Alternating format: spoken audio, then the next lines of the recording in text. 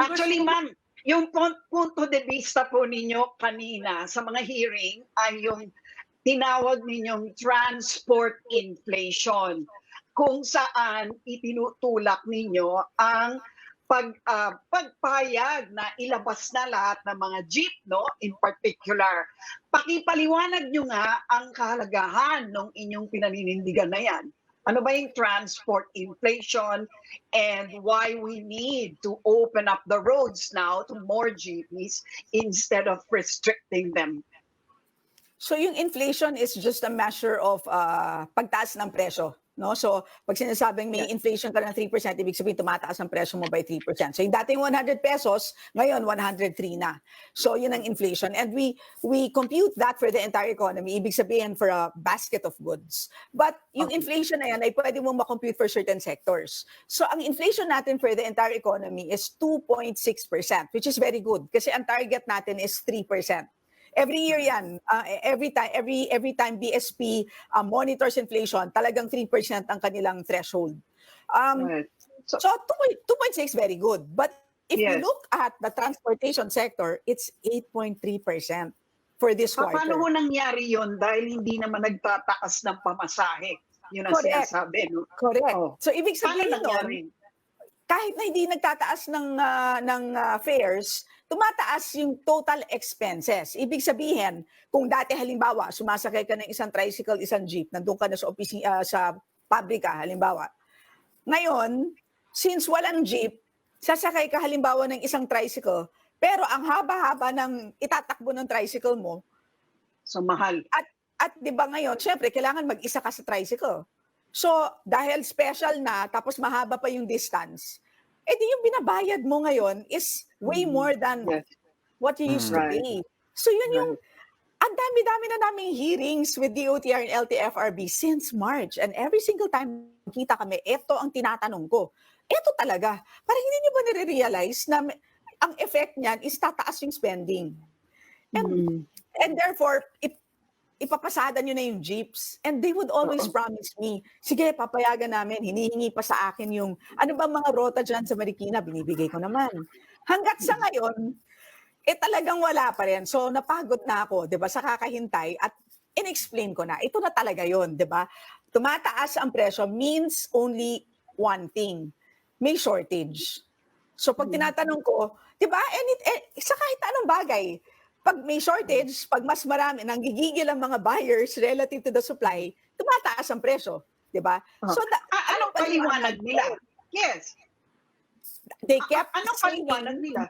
They kept saying, hindi sufficient. Sabi ko, hindi nga eh. The fact na you have extraordinary price increases means kulang. So, walang paliwanag.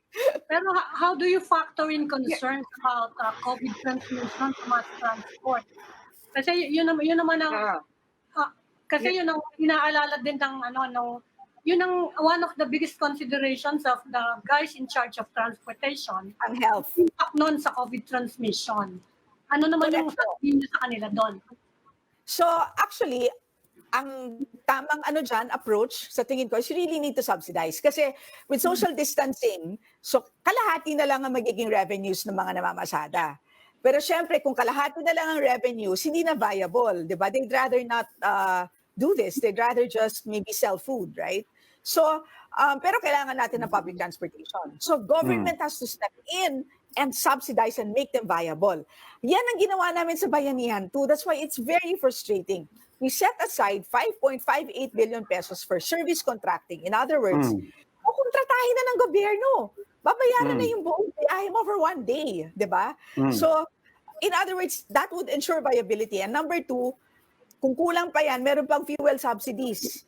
So, we've provided 9.5 billion, I think, total under Bayanihan II. So sure ako dun sa 5.58 for service contracting and another 2.6 billion for fuel subsidies at meron pang sobra for other things. So, and so I asked about that, right? Ano ba yung implementation guidelines nyo dyan? Wala pa. So sabi ko, September 15 yung effectivity ng Bayanihan II. It's already Yeah. October 15.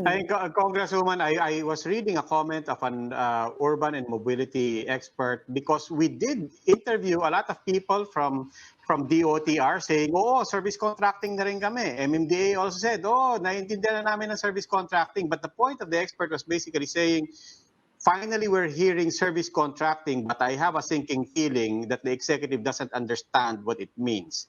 Do you get that feeling also? That's why, that was my point of questioning last night. Sabi ko, paki-explain sa akin para maintindihan ko.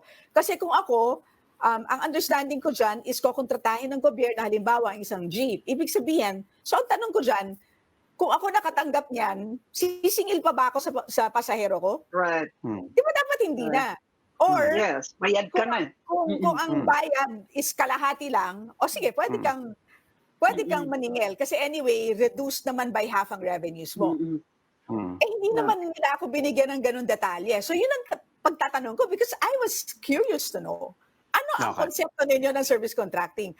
Unfortunately, hindi lumabas yan sa aking interview. Okay, but in any case, for the mobility advocates watching here, can we get one thing clear? Okay, execution is one thing, implementation is one thing, and that's obviously a gap and that's lacking. But are you saying that policy-wise and even legislation-wise, it's already there? We're already headed towards a changing of the business model of public transport in the Philippines?